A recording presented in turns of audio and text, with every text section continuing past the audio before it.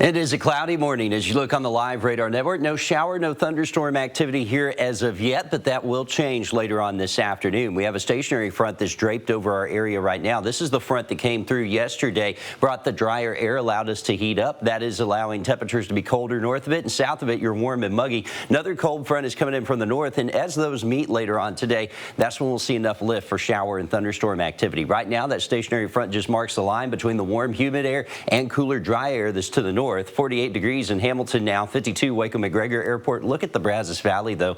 Upper 60s, low 70s. There's even a little fog occurring within that as well. Winds not moving, and that's why this front really isn't either as well. But once we get into the afternoon, again, we'll get that northerly front coming in. Temperatures will still make it into the mid to upper 60s and low 70s. And by the time we get into the later parts of the afternoon, I do expect showers and thunderstorms to develop basically from I-35 and points to the east. And out here across some of our eastern counties, that's where some of these could be stronger. Potential is there for some of them to even turn strong to severe, especially east of a Marlin to Groesbeck to Fairfield line, so mainly the Brazos Valley. That's where there will be enough energy for some of them to potentially produce some hail to the size of quarters, winds to 60. Can't even rule out an isolated tornado, but I think that threat will be well off into East Texas. Still, it's something we'll monitor closely. If you do end up under some of these showers or thunderstorms this afternoon, though, potential's there for ½ an inch to an inch. And if you get multiple storms moving over your location, I'm not even going to rule out more than an inch of rain as that pushes through. And again, that will get out of here by the evening, and by morning we're looking at numbers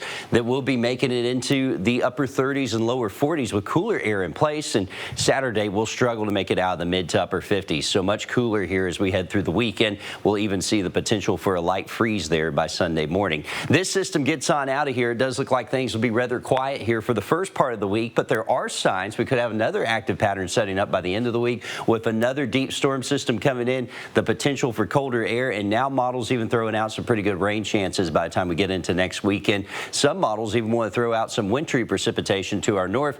It's something we'll watch closely because it is that time of year, but at least right now it's signifying a more active pattern working in. 40% chance of showers in central Texas today, highs in the upper 60s. We'll see mid 50s tomorrow, low 60s Sunday. Look at the nice weather we have for much of next week. Stronger cold front arrives by next weekend, bringing the rain chances and chilly temps back, and in the Brazos Valley more of the same. You have a higher chance of rain, 60% chance here today. Cooler for the weekend, and then next week looking chilly too.